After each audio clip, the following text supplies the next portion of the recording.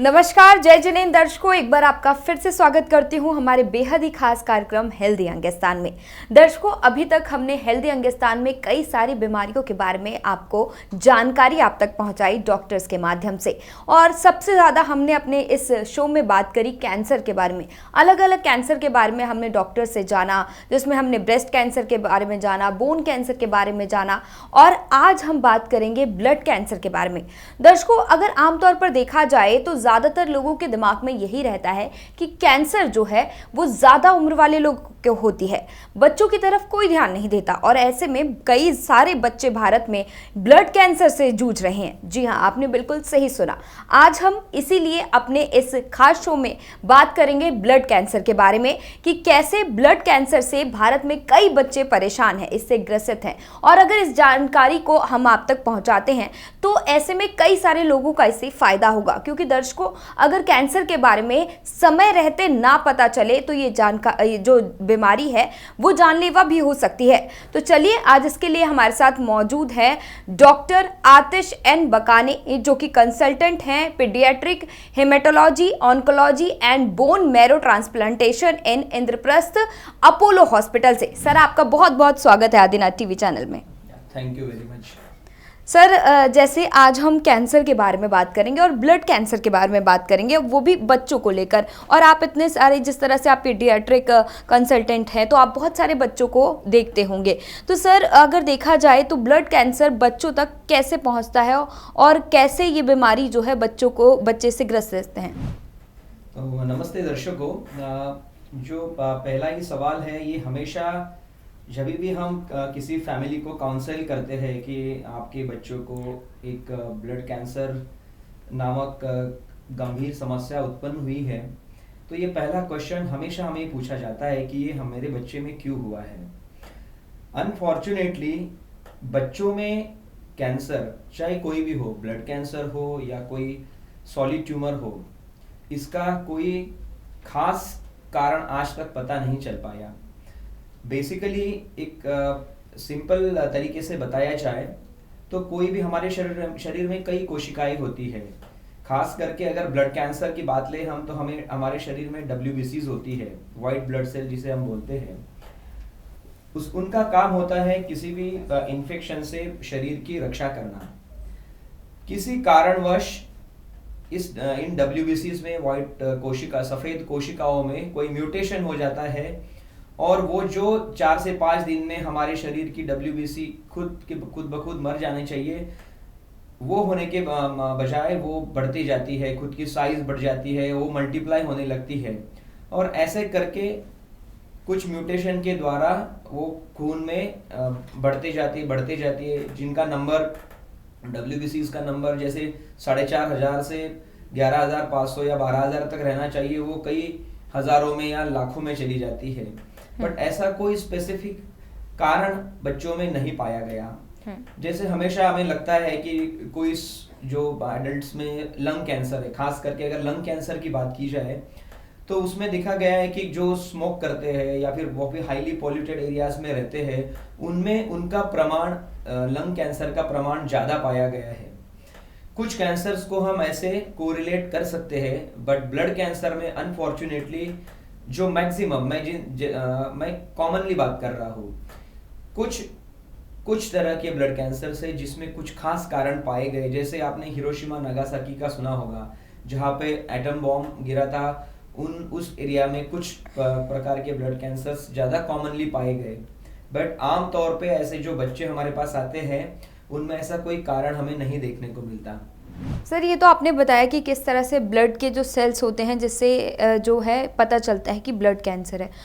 Sir, हर बीमारी के types होते हैं कि उनको अलग अलग तरीके से बताया जाता है, तो क्या ब्लड कैंसर के भी प्रकार होते हैं? तो जैसे बच्चों में या फिर एडल्ट्स में कई तरह के कैंसर्स हो जाते हैं, ब्लड कैंसर्स, खास करके अक्यूट ल्यूकेमियाज और क्रॉनिक ल्यूकेमियाज। बच्चों में ज़्यादातर अक्यूट ल्यूकेमियाज ज़्यादा कॉमन होते हैं। उसमें खास तौर पे अक्यूट लिम्फोब्लास्टिक ल्यूकेमिया या फिर acute myeloid leukaemia, juvenile myelomonocytic leukaemia, ये थोड़े से कॉमन है। कैसे हमने ये डिवाइड किए हैं, मैंने जैसे पहले भी बताया कि हमारे शरीर में सफ़ेद कोशिकाएं होती है, उनके टाइप्स होते हैं। ग्रैन्युलोसाइट्स और लिम्फोसाइट्स। इनमें किसी ग्रैन्युलोसाइट्स में अगर प्रॉब्लम हो जाता है तो हम उसे अक्यूट माइलॉइड ल्यूकेमिया बोलते हैं। अगर लिम्फोसाइट्स में प्रॉब्लम हो जाता है उसको अक्यूट लिम्फोब्लास्टिक ल्यूकेमिया बोलते हैं। और इनका जिस तरह से हम डिफरेंशिएट करते हैं उसी तरीके से इनका इलाज काफ़ी डिफरेंट होता है। जी। सर, और देखा जाए तो क्योंकि बच्चे जो होते हैं अगर उन्हें किसी तरह की प्रॉब्लम हो रही हो, जिस तरह से ब्लड कैंसर है, अगर उसमें कुछ ना कुछ सिम्टम्स होते हैं बच्चों के, और कई बार होता है कि पेरेंट्स उसे इग्नोर कर देते हैं, उन्हें लगता है कि बच्चा हो सकता है कि झूठ बोल रहा हो, तो ऐसे कौन सा सिम्टम्स है जिस पर माता पिता या पेरेंट्स जो हैं उनको ध्यान देना चाहिए? डेफिनेटली ये बहुत अच्छा क्वेश्चन पूछा, क्योंकि हम आमतौर पर देखते हैं हमारे पास जब हेमाटोलॉजिस्ट के पास जब पेशेंट्स आता है, बहुत सारे पीडियाट्रिशियंस बहुत जल्दी रेफ़र कर देते हैं, बट कई पेशेंट्स महीने भी लग जाते हैं, क्या 2 महीने हो जाते हैं जिनका डायग्नोसिस हुए और हमारे तक आने में काफ़ी वक्त लग जाता है। अब ये क्यों इम्पॉर्टेंट है? बेसिकली जितने जल्दी कोई ब्लड कैंसर की डायग्नोसिस हो जाती है उतना ही अच्छा इलाज उनका संभव होता है। लक्षणों की बात की जाए तो ये कई आम तरीके के लक्षण हो सकते हैं, जैसे काफ़ी समय से बुखार आना, आज बुखार आया कल नहीं आया फिर सो आया, ऐसे बुखार आ जाना। किन बच्चों को रात में नींद नहीं आना जिसमें पैर में दर्द हो, बच्चे रात में उठ के बताएं कि हमें जोड़ों में दर्द हो रहा है। 1 या 2 दिन ये तकलीफ रही तो कोई वायरल फीवर हो गया, कोई अदर इन्फेक्शन हो गया, उसमें कॉमन है। बट अगर ये परसिस्टेंट रहता है, 5 या 6 दिन हो गए, 10 दिन हो गए, बच्चा हमारा बोल रहा है कि नहीं मुझे अच्छा नहीं लग रहा, पैर में दर्द होता है, रात में नींद से उठ जाता है। तीसरा लक्षण होता है कि अगर कहीं चोट आ जाए तो जैसे हमेशा हमें कभी लग गया तो हमें कोई ब्रूइज हो जाता है, बट इन बच्चों में क्योंकि ब्लड कैंसर में कई कोशिकाएं कम भी हो जाती है, खास करके प्लेटलेट्स अगर कम होती है तो वो निशान काफ़ी बड़ा लगता है। अगर पेरेंट को लगे कि नहीं ये लगने से जितना होना चाहिए उससे काफ़ी ज़्यादा है तो डेफिनेटली डॉक्टर के पास दिखाना चाहिए। चौथी चीज़ होती है इन बच्चों में कभी कभी गुठलियाँ बन जाती हैं, जिन्हें लिम्फ नोड्स बोलते हैं, कान के पास या गलों में या फिर जांघों में ऐसे छोटे मोटे लिम्फ नोड्स आ जाते हैं। ये ज़रूर दिखाना चाहिए। जैसे पहले बताया ये बहुत कॉमनली इन्फेक्शंस में भी होता है, बट अगर ये डॉक्टर के पास जाने के बावजूद कुछ एंटीबायोटिक्स दे दिए, ट्रीटमेंट की उसके बावजूद रह रहा है तो 5-6 दिनों के बाद ये हमेशा ख्याल रखना चाहिए कि ये कुछ और प्रॉब्लम हो सकता है। एटलीस्ट डॉक्टर के पास जाके पीडियाट्रिशियन के, खास करके बच्चों को पर्टिकुलरली पीडियाट्रिशियन के पास दिखाना चाहिए कि ये हमें थोड़ा सा अलग लग रहा है, आप एक बार जांच करा लीजिए। ये मैंने कॉमन सिम्टम्स बताए, और कई भी सिम्टम्स आ सकते हैं, जैसे कुछ बच्चों में ये जो ब्लड कैंसर है ये ब्रेन में भी हो जाता है तो किन लोगों को बच्चों को फिट आ सकती है, सर दर्द हो सकता है, दिखने में दिक्कत दिखाई बोल सकते हैं। कुछ बच्चों को किडनी के विकार हो जाते हैं, ये जो हमारी कोशिकाएं होती है ये बहुत ज़्यादा बढ़ जाती है तो किडनी डैमेज भी कर सकती है, यूरिन कम आना, इस तरीके के सिम्टम्स भी आ सकते हैं। तो ये कॉमन बताए मैंने, क्योंकि बहुत और कई और रेयर सिम्टम्स हैं जो मुझे लगता है इस डिस्कशन के स्कोप के बियॉन्ड। जी सर, अगर देखें तो जिस तरह से हम बच्चों के बारे में बात कर रहे हैं तो सर ऐसी एज मतलब क्या है बच्चों की ज़्यादातर जो ब्लड कैंसर जिन पर पाया जाता है? क्या 2 साल या 3 साल तक के बच्चों में भी ब्लड कैंसर होने की संभावना होती है? जी, तो ऐसा कोई भी उम्र नहीं है बच्चों की जिसमें ब्लड कैंसर नहीं हो सकता। हमने हमारे प्रैक्टिस में या फिर जो लिटरेचर आप देखें, जन्म के पहले महीने में भी ब्लड कैंसर हो सकता है, 1 साल से 9 साल तक भी हो सकता है और उसके 9-10 साल के बाद भी हो सकता है। अब इसमें सिर्फ इतना होता है कि कुछ एज में कुछ टाइप के ब्लड कैंसर ज़्यादा कॉमन होते हैं। फॉर एग्जांपल अगर आप 1 साल से 10 साल तक की बात करें तो उसमें acute lymphoblastic leukaemia myeloid leukaemia से ज़्यादा कॉमन होता है। 10 साल और कुछ उसके ऊपर माइलॉइड ल्यूकेमिया ज़्यादा कॉमन होता है। ऐसे डिफरेंशिएटिंग है, बट ऐसी कोई भी उम्र नहीं है जो ब्लड कैंसर को इम्यून है। और सर जिस तरह से ब्लड कैंसर है, अगर किसी बच्चे को वो ग्रसित है और पेरेंट्स को भी अभी तक नहीं पता चला है, तो कितना समय लगता है इसको पूरे शरीर में फैलने से?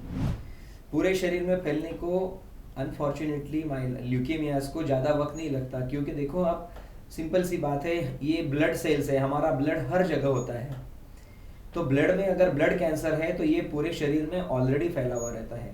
ये जो क्वेश्चन है ये उसलिए सार्थक नहीं होता ब्लड कैंसर में जैसे सॉलिड ट्यूमर्स में होता है, किसी को हो गया ब्रेस्ट कैंसर हो गया या लंग कैंसर हो गया, वो कहीं और फैल सकता है। बट ब्लड कैंसर हर जगह जैसे ही वो डायग्नोस होता है वो ऑलरेडी फैला हुआ होता है। जी। और सर अगर इसके इलाज की बात करें तो क्या ये संभव है और पूरी तरह से क्या इसको ख़त्म किया जा सकता है? जी, तो ये मैं बड़े गर्व के साथ कहूँगा कि जो भारतवर्ष में अभी इस एज में जो ट्रीटमेंट अवेलेबल है ल्यूकेमियाज के लिए, चाहे वो बच्चों का हो, एडल्ट का हो, खास करके बच्चों में अगर आप अक्यूट लिम्फोब्लास्टिक ल्यूकेमिया की बात करते हैं तो 90% ये कंप्लीटली क्योर हो जाता है लाइफ टाइम के लिए।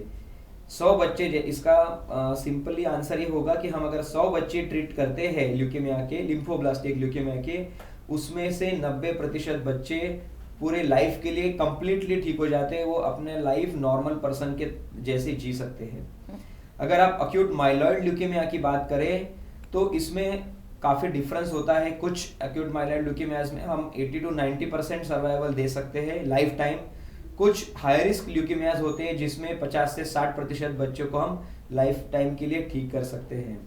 यही आप 20 साल पहले की बात करें तो इस तरह के ट्रीटमेंट उतने अच्छी तरीके से भारतवर्ष में या फिर वर्ल्ड वाइड अवेलेबल नहीं थी। बट अभी आज की बात करें तो इनकी इतनी अच्छी ट्रीटमेंट अवेलेबल है। आप जैसे एग्जांपल देता हूं मैं, कोविड आपने देखा है, इतने लास्ट 3-4 सालों से हम जूझ रहे हैं। कोविड में भी 4 से 5% लोगों को डॉक्टर्स हो या कोई नहीं बचा पाया, क्योंकि हर बीमारी का 4 से 5% रिस्क हमेशा होता है। बट ल्यूकेमियाज में 90% आउटकम होना बहुत गर्व की बात है। जी सर। और सर जिस तरह से आपने बताया कि किस तरह से जो है ये बीमारी के प्रकार होते हैं और कैसे कैसे इसका इलाज संभव है, लेकिन सर अगर हम बात करें ब्लड कैंसर की तो हर कैंसर में स्टेज होता है, जिसमें फर्स्ट स्टेज, सेकंड स्टेज। तो क्या ब्लड कैंसर जो है उसमें भी स्टेजेस होते हैं? और अगर फोर्थ स्टेज में कोई पहुंच जाए, कोई मरीज़, कोई भी, चाहे वो हम यंग लोगों की बात करें या फिर हम लोग बच्चों की बात करें, तो अगर वो फोर्थ स्टेज में या थर्ड स्टेज में पहुँचता है तो क्या उसका बच पाना संभव होता है? जी, तो मैंने शायद इसका उत्तर मैंने पहले ही मैं बता दिया है। ल्यूकेमियाज की स्टेजिंग कभी नहीं होती, क्योंकि ल्यूकेमिया हमेशा पूरे ब्लड में होता है। सॉलिड ट्यूमर्स में जैसे ब्रेस्ट कैंसर है, अगर वो ब्लड में आ जाता है, या फिर छोटे बच्चों में न्यूरोब्लास्टोमा नाम का सॉलिड ट्यूमर है जो ब्लड में आ जाता है, उसको स्टेज 4 बोलते हैं। बट ब्लड कैंसर चूंकि पूरे ब्लड में होता है, इसमें स्टेजिंग नहीं होती। इसमें होता है रिस्क स्ट्रेटिफिकेशन। लो रिस्क हो गया, इंटरमीडिएट रिस्क हो गया, हाई रिस्क, ऐसे रिस्क स्ट्रेटिफिकेशन होता है। तो स्टेज 4 को अगर हम हाई रिस्क माना जाए, जैसे आप पूछना चाह रहे हैं, मुझे समझा आपका, हाई रिस्क ल्यूकेमिया अगर हम माना जाए तो हाई रिस्क ल्यूकेमिया में भी ट्रीटमेंट जो मैंने आपको बताई और जिसका आउटकम बताया, ट्रीटमेंट जरूर डिफरेंट होती है। ल्यूकेमिया में अगर हम स्टैंडर्ड रिस्क या हाई रिस्क माने, स्टैंडर्ड रिस्क की ट्रीटमेंट थोड़ी सी सौम्य होती है, हाई रिस्क ल्यूकेमियाज की ट्रीटमेंट थोड़ी स्ट्रांग होती है। बट आउटकम में इतना ज़्यादा डिफरेंस नहीं है। अगर हाई रिस्क ल्यूकेमिया भी है, फॉर एग्जांपल ALL, अगर हम अक्यूट लिम्फोब्लास्टिक ल्यूकेमिया की बात करें तो उसमें अगर हाई रिस्क आर्म में हम जिस तरह की स्ट्रॉन्गर ट्रीटमेंट देते हैं, उससे भी 80 to 90% बच्चे लाइफ टाइम के लिए कंप्लीटली ट्रीट कर सकते हैं। जी। सर जिस प्रकार से अभी आपने बताया कि कैसे जो बच्चे हैं वो ट्रीट कर सकते हैं फोर्थ स्टेज और थर्ड स्टेज में भी, लेकिन सर आई डोंट नो कि ये मिथ है या फिर ये रियल है। अक्सर सुना गया है कि जिनको ब्लड कैंसर होता है उनका ब्लड प्यूरिफाई होता है या बार बार उनको डायग्नोसिस कराना पड़ता है और कुछ सालों में या महीनों में कराना पड़ता है। तो क्या ये बात सच है? जी नहीं, ये बिल्कुल गलत है। ऐसा कोई ल्यूकेमिया नहीं जिससे मैं ऐसा बार बार ब्लड चेंज करना पड़ता है, ऐसा नहीं है। शायद आप मुझे जैसे समझ आता है आपका क्वेश्चन ये है कि इसमें कोई कुछ जो ब्लड कैंसर है उसमें बोन मैरो ट्रांसप्लांटेशन की ज़रूरत पड़ती है। जैसे मैंने बताया हाई रिस्क ल्यूकेमियाज है, फॉर एग्जांपल अगर हम अक्यूट माइलॉइड ल्यूकेमिया की बात करें और वो हाई रिस्क है, ऐसे में कुछ पेशेंट्स में हमको बोन मैरो ट्रांसप्लांटेशन की ज़रूरत पड़ती है, जो कि हम उनके कोई सिबलिंग हो या फिर पेरेंट्स हो, इनसे बोन मैरो लेके उनको ट्रांसप्लांट करके कम्प्लीटली क्योर किया जा सकता है। बट उनमें ऐसे बार बार ब्लड चेंज करना पड़ता है, ये एक बहुत बड़ा मिथ है, ऐसा कुछ नहीं होता है। जी सर, बोन मैरो ट्रांसप्लांटेशन को अगर समझे तो ये क्या होता है, क्योंकि ये मेडिकल लैंग्वेज है, आम लोगों को समझ नहीं आती है। तो बोन मैरो ट्रांसप्लांटेशन एक ऐसी प्रोसीजर है जिसमें हम पहले तो डोनर चूज करते हैं। जैसे हमारे फैमिली में 2 या 3 बच्चे हैं, हमारा हर बच्चे का, हर पर्सन का एक जेनेटिक स्टेटस, उसे हम HLA बोलते हैं, एक HLA होता है, HLA देखते हैं हम। दूसरे बच्चे का अगर जिस घर में सिबलिंग है या फिर सिबलिंग नहीं है, अकेला बच्चा है, तो ऐसे कई रजिस्ट्रीज है जिसमें हम सेम DNA मैच का बच्चा ढूंढ सकते हैं या फिर आदमी ढूंढ सकते हैं, या फिर फैमिली में मदर फादर से हम चेक कर सकते हैं। HLA मैच देखा जाता है। HLA मैच हो या नहीं भी हो, आजकल काफ़ी अच्छी ट्रीटमेंट अवेलेबल है। हम उनको मैचिंग, जिस तरह का मैचिंग है उस तरह से प्रोटोकॉल को प्लान किया जाता है। HLA मैचिंग के बाद हमें कुछ मेडिसिन देने होते हैं पेशेंट को, ताकि उसको पर्टिकुलरली अगर आप ल्यूकेमिया की बात करें, वो ल्यूकेमिया को हमको कंट्रोल में लाके फिर ट्रांसप्लांट के लिए लेना पड़ता है। तो ट्रांसप्लांट बेसिकली क्या होता है, हम कुछ ऐसी दवाइयाँ देते हैं जिससे खुद का जो बोन मैरो है, जो डिफेक्टिव है, ल्यूकेमिया के कारण खराब हो चुका है, उसको हम पूरा खत्म करते थे। बोन मैरो मतलब हड्डियों के अंदर जो अस्थि मज्जा होती है, उसे हम बोन मैरो बोलते हैं इंग्लिश में। उनको खत्म करने के बाद डे 0 पे जो डोनर हमने सिलेक्ट किया है HLA मैच करके, उनके ब्लड से हम कुछ ब्लड निकाल लेते हैं। ऐसा नहीं कि बहुत सारा ब्लड निकाला जाता है, वो ऐसा कभी भी मेडिकल साइंस में नहीं किया जाता कि डोनर को कुछ प्रॉब्लम हो। तो कुछ हम ब्लड निकालते हैं और वो हम जो पेशेंट है उसको देते हैं। जैसे ही हम कोई किसी पौधा लगाते हैं, उस टाइप का ये प्रक्रिया होती है। जैसे हम सॉइल को सो कर लेते हैं और फिर बीज डालते हैं, वैसे ही हम कंडीशनिंग एजेंट्स यूज़ करते हैं। पेशेंट का बोन मैरो डिफेक्टिव निकालते हैं, कंडीशनिंग से निकालते हैं, मतलब ये कंडीशनिंग एजेंट से अपने आप वो सेल्स खत्म हो जाती है।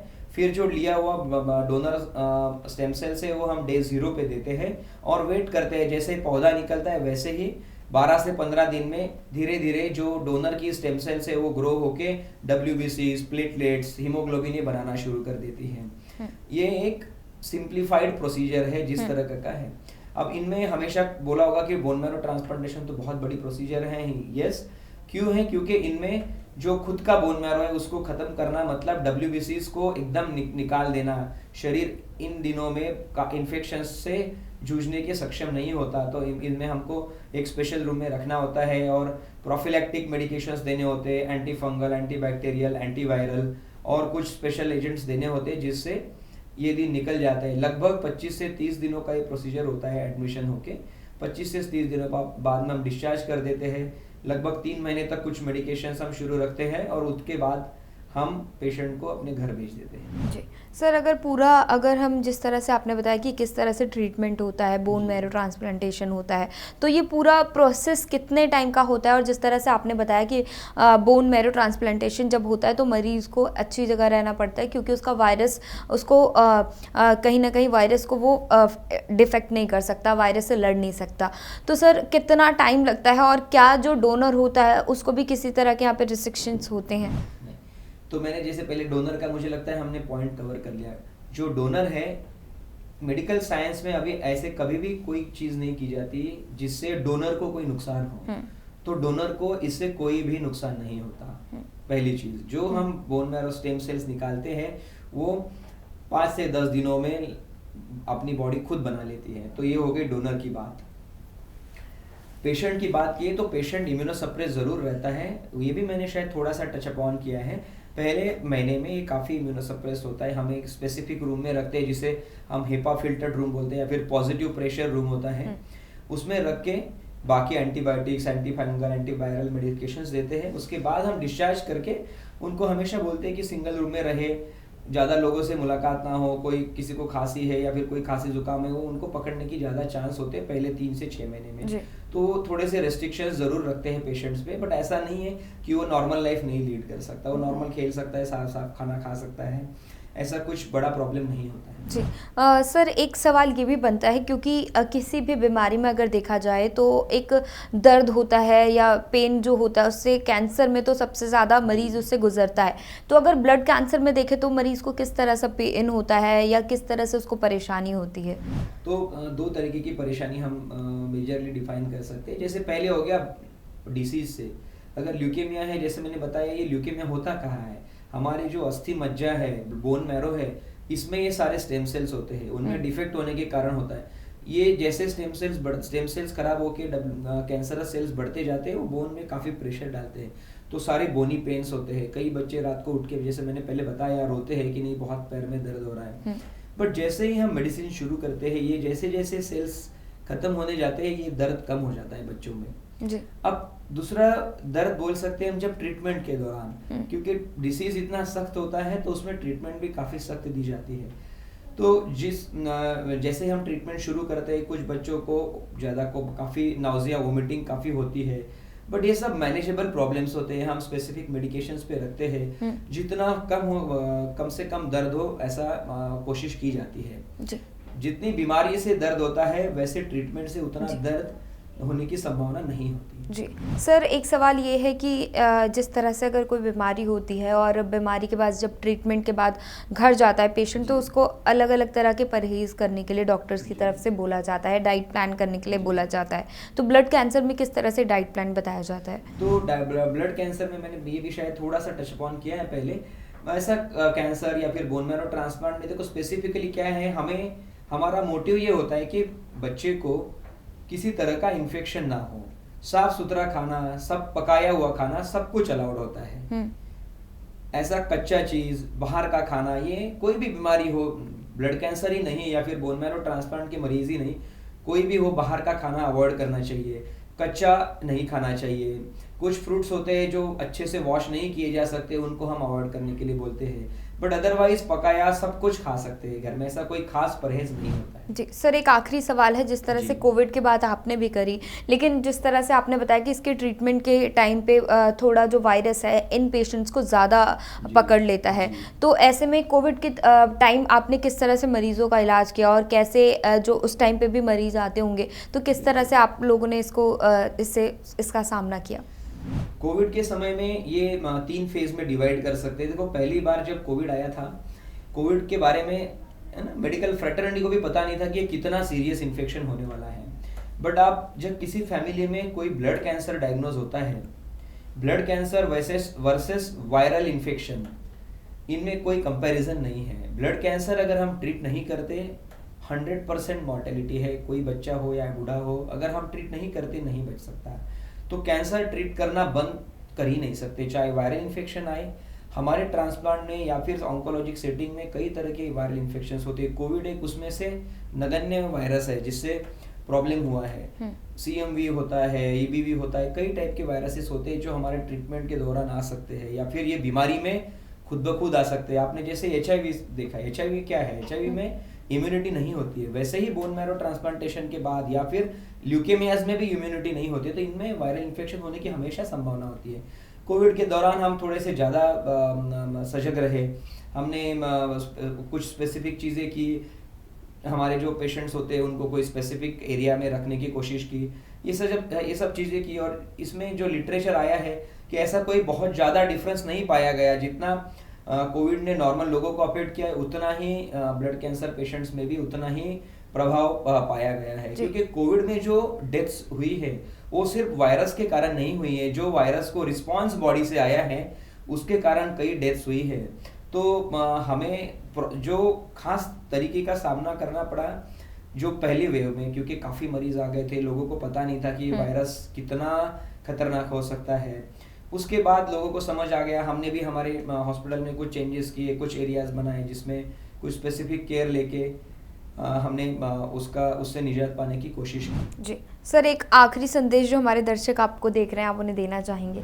जी बिल्कुल, मेरा ये संदेश रहेगा सब दर्शकों को, कभी भी हमारे बच्चे में कोई सिम्टम्स होते हैं उसे निगलेक्ट नहीं करना चाहिए। बहुत बार क्या होता है, हम सोचते हैं कि नहीं हमारे बच्चे में ऐसा नहीं हो सकता, किसी के हमने कुछ किया नहीं है, ये ऐसा नहीं है। ये जो बीमारी है, खास करके ब्लड कैंसर, किसी भी बच्चे में कभी भी आ सकती है। तो कुछ डॉक्टर के पास जाने के बाद अगर ये सब चीज़ें परसिस्ट करती है, शरीर में दर्द होना, परसिस्टेंट फीवर आ जाना, शरीर में कोई दाग धब्बे दिखना लाल कलर के या पर्पलिश कलर के, रात को बच्चा उठ के हमेशा बोलना कि नहीं मेरे पैरों में दर्द है, कोई गर्दन पे या जांघों में गांठें दिखना, ये जो सिम्टम्स है ये अवॉइड नहीं करने चाहिए। सीरियसली लेके एक बार चाइल्ड स्पेशलिस्ट को ज़रूर दिखाना चाहिए। चाइल्ड स्पेशलिस्ट देख के हमेशा अगर उनको कुछ भी डाउट होता है, कुछ प्रिलिमिनरी टेस्ट करके वो हेमाटोलॉजिस्ट के पास भेजते हैं। क्यों ये ज़रूरी है जल्दी? क्योंकि हर चीज़ जितनी जल्दी डायग्नोस होती है उतनी अच्छी ट्रीटमेंट अवेलेबल है। जैसे मैंने बताया, ये ल्यूकेमियाज में इन्फेक्शन के चांसेस रहते हैं। अगर इन्फेक्शन पकड़ लिया ट्रीटमेंट शुरू होने के पहले ही, तो इसका इलाज थोड़ा डिफिकल्ट होता है। बिना इन्फेक्शन के अगर फ्रेश ल्यूकेमिया आ जाए तो उसका ट्रीटमेंट बहुत अच्छा संभव है। 90% तक बच्चे ल्यूकेमिया से पूरे तरह ठीक किए जा सकते हैं और वो अपनी नॉर्मल लाइफ जी सकते हैं, आज के खास करके आज के घड़ी में। ये मेरा संदेश रहेगा। सर, आपको बहुत बहुत शुक्रिया आदिनाथ टीवी चैनल के साथ जुड़ने के लिए और इतना कुछ हमारे दर्शकों को बताने के लिए। तो दर्शकों, आज सर ने हमें हमारे इस एपिसोड में ब्लड कैंसर के बारे में बताया कि कैसे ब्लड कैंसर से हम निजात पा सकते हैं। अगर आपके या फिर आपके बच्चे में किसी भी तरह के लक्षण दिखाई दे जिससे आपको ये संदेह हो रहा हो कि आपके बच्चे को ब्लड कैंसर हो सकता है, तो जल्द से जल्द अपने डॉक्टर से कंसल्ट करिए, उन तक जाइए, उन तक अपनी बीमारी के बारे में बताइए ताकि वो जल्द से जल्द आपकी बीमारी से आपको निजात दिला सके। तो दर्शकों, ये हमारे आज के कार्यक्रम में हमने ब्लड कैंसर के बारे में बात की। अगले एपिसोड में आपसे फिर मिलेंगे, नई बीमारी के बारे में बात करेंगे, लक्षण के बारे में बात करेंगे, साथ ही आपको उस बीमारी के बारे में जानकारी देंगे। तब तक आप देखते रहिए आदिनाथ टीवी चैनल। जय जिनेंद्र।